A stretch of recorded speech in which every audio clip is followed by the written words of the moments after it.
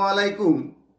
আমি মোহাম্মদ রুকন উদ্দিন, সিনিয়র প্রভাষক, পদার্থবিজ্ঞান বিভাগ, মাইলস্টোন কলেজ, উত্তরা, ঢাকা। আজকে আমরা পদার্থবিজ্ঞান বিষয়ের গতি অধ্যায়ের উপর বিভিন্ন গুরুত্বপূর্ণ জ্ঞানমূলক কোশ্চেন নিয়ে আলোচনা করব। খেয়াল করো, আজকে আমরা গতি অধ্যায়ের উপর যে জ্ঞানমূলক কোশ্চেনগুলো আলোচনা করব, সবগুলা কোশ্চেনে দেখো আমার হাতে ডান পাশে লেখা আছে। আমি প্রত্যেকটি প্রশ্নের উত্তর দিচ্ছি, তোমরা সবাই লিখো। ফার্স্টে আছে সরণ। সরণ অর্থাৎ নির্দিষ্ট দিকে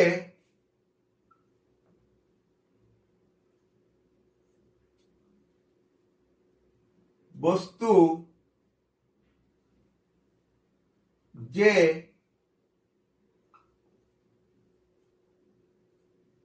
দূরত্ব অতিক্রম করে তাকে তার সরণ বলে। একে এস বা এল দ্বারা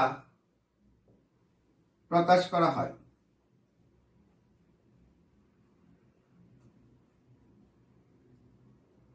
এবং এই সরণের একক হচ্ছে মিটার। তোমরা সবাই খেয়াল করো, নির্দিষ্ট দিকে বস্তু যে দূরত্ব অতিক্রম করে তাকে তার সরণ বলা হয়। অর্থাৎ নির্দিষ্ট দিকে বস্তুর দূরত্বটাই হলো তার সরণ। আমি বললাম রনি পূর্ব দিকে 10 মিটার দূরত্বে যাও। রনি পূর্ব দিকে যে 10 মিটার দূরত্ব অতিক্রম করেছে সেটা হলো রনির সরণ। ওকে, সেকেন্ড সংজ্ঞা কি তোমরা দেখো, দ্রুতি।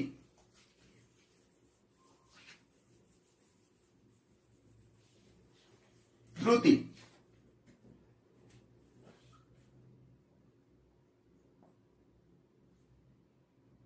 যে কোনো দিকে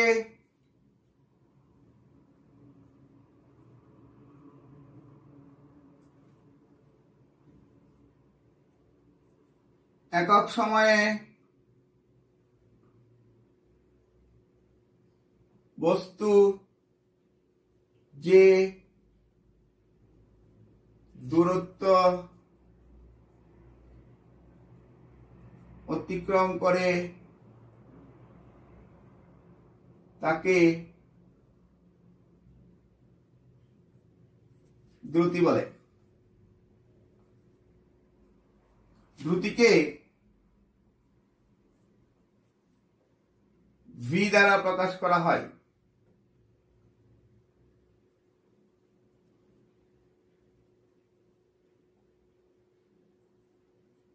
সুতরাং দ্রুতি v equals to s by t. এই দ্রুতির একক হচ্ছে মিটার পার সেকেন্ড। ওকে, এখন আমরা আসি 3 নম্বর জ্ঞানমূলক যে কোশ্চেনটা আছে সেটা হলো বেগ।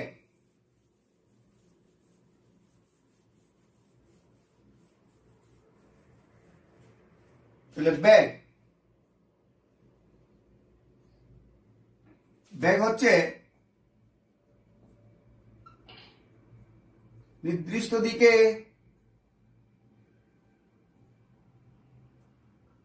একক সময়ে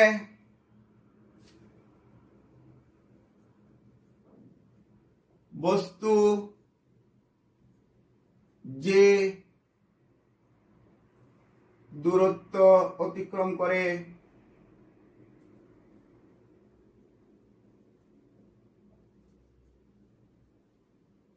তাকে বেগ বলা হয়।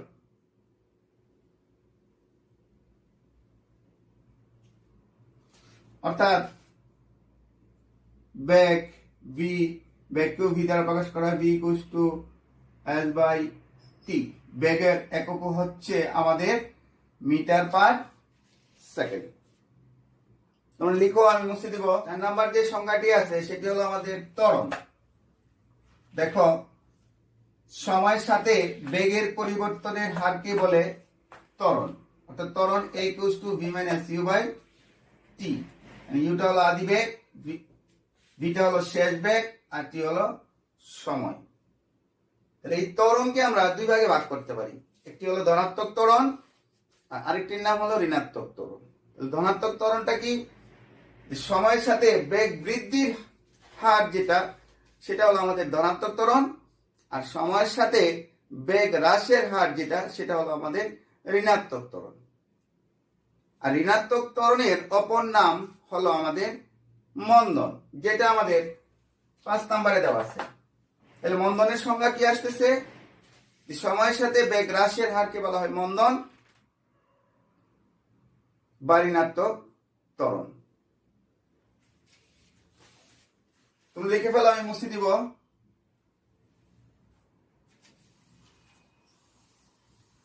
মন্দন বলে ফেলছি। এখন আসতেছে আমাদের সমবেগ। সমবেগ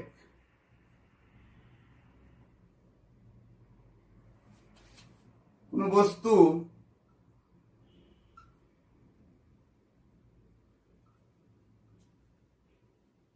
সমান সময়ে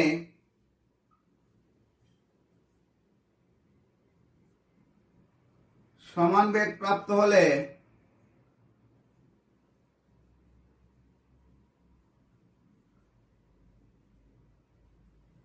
সেই বেগকে বলে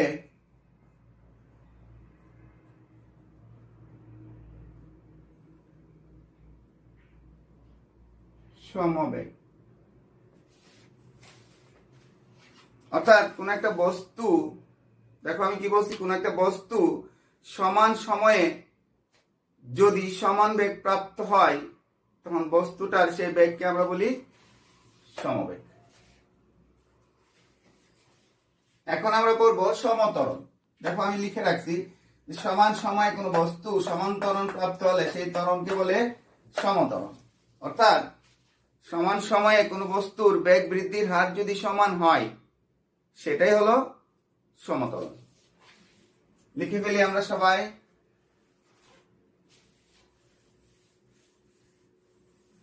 এরপর আছে আমাদের গড় বেগ। গড় বেগ নির্দিষ্ট দিকে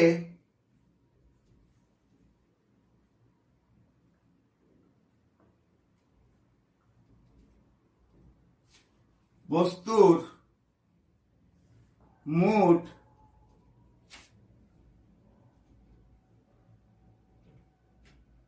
অতিক্রান্ত দূরত্বকে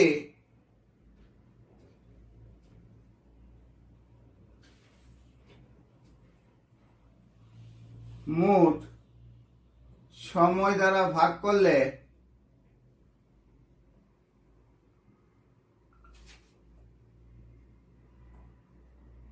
গড় বেগ পাওয়া যায়।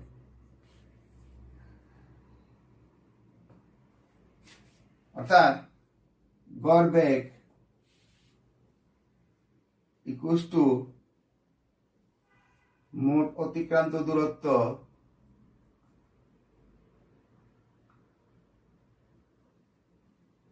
বাই মোট সময়।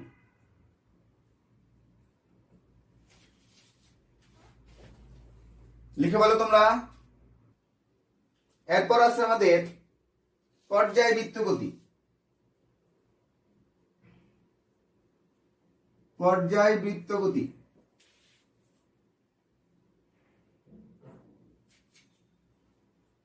কোন কণার গতি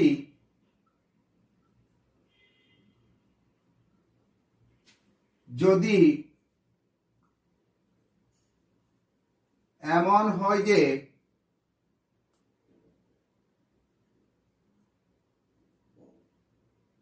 একই দিক থেকে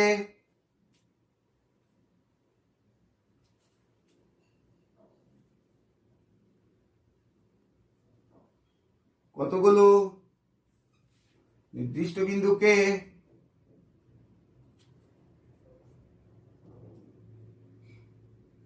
বারবার অতিক্রম করে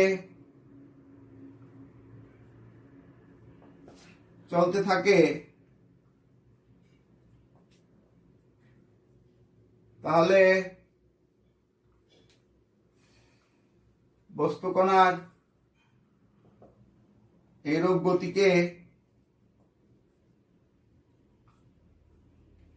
গতিকে বলে পর্যায়বৃত্ত গতি।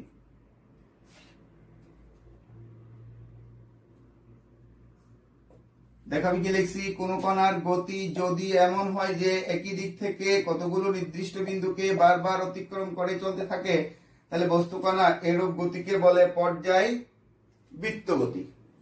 যেমন আমরা যদি উদাহরণস্বরূপ বলতে চাই ঘড়ির কাঁটার গতি, বৈদ্যুতিক পাখার গতি। তোমরা খেয়াল করো, একটা ঘড়ির সেকেন্ডের কাঁটা প্রতি 60 সেকেন্ড অর্থাৎ 1 মিনিট অন্তর অন্তর কি একবার আবর্তন করে চলতেছে। এই জন্য ঘড়ির কাঁটার গতিটাকে আমরা বলি পর্যায়বৃত্ত গতি। স্পন্দন গতি। স্পন্দন গতি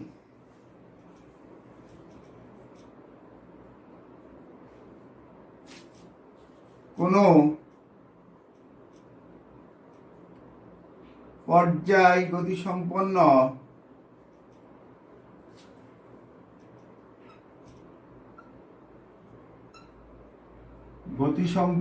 বস্তু যদি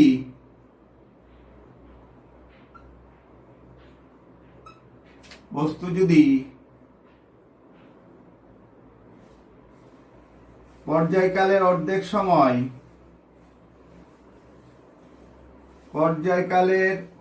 সময়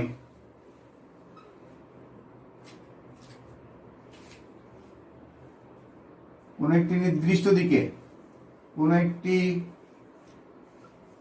নির্দিষ্ট দিকে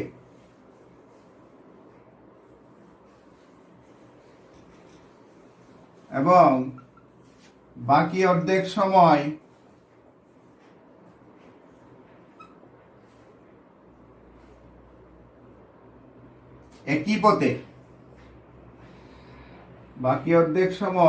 একই পথে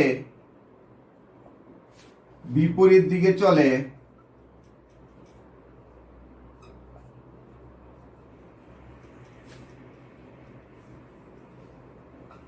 তখন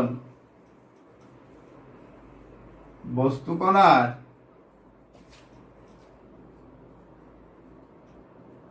এরূপ গতিকে বলে স্পন্দন গতি। ওকে, আমি আবার বলতেছি, কোন পর্যায় গতি সম্পন্ন বস্তু যদি পর্যায়কালের অর্ধেক সময় কোন একটা নির্দিষ্ট দিকে এবং বাকি অর্ধেক সময় একই পথে বিপরীত দিকে চলে, তখন বস্তু কণার এইরূপ গতিকে আমরা বলি স্পন্দন গতি। যেমন আমরা বলবো দোলনার গতি, সরল দোলকের। এরপর আছে পরন্ত বস্তুর দ্বিতীয় সূত্র।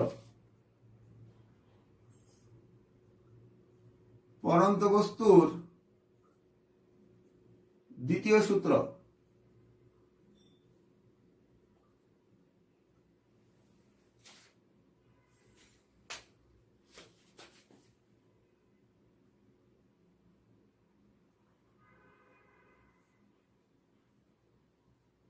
নির্দিষ্ট উচ্চতা ও স্থির অবস্থান হতে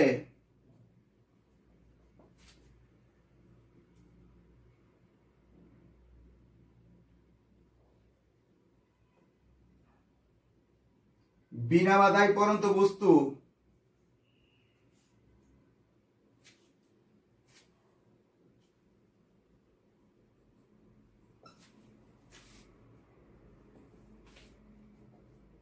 বস্তুর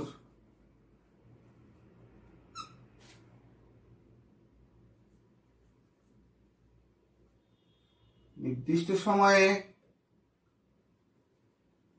প্রাপ্ত বেগ ওই সময়ের সমানুপাতিক।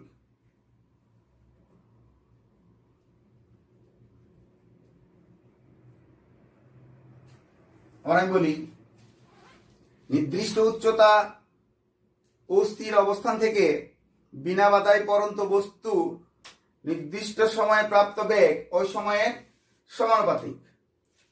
অর্থাৎ বস্তুটা যখন বিনা বাধায় উপর থেকে পড়তে থাকে তখন নির্দিষ্ট সময়ে প্রাপ্ত বেগ বি সময়টা যদি টি হয় ওই সময়ের সমানুপাতিক, অর্থাৎ বি সমানুপাতিক টি। এটি হলো পরন্ত বস্তুর দ্বিতীয় সূত্র। সর্বশেষে আমাদের যে আছে সেটি হলো পরন্ত বস্তুর তৃতীয় সূত্র।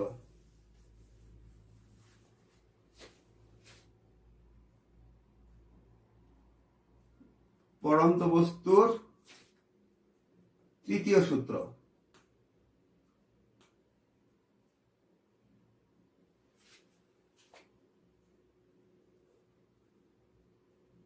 নির্দিষ্ট উচ্চতা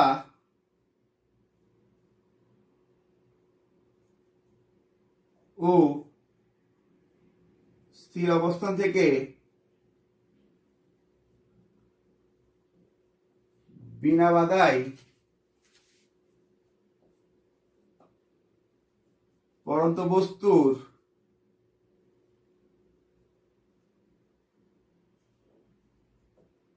নির্দিষ্ট সময়ে অতিক্রান্ত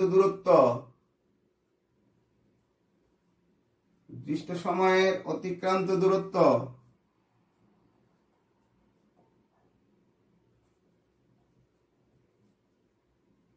ওই সময়ের বর্গের সমানুপাতিক।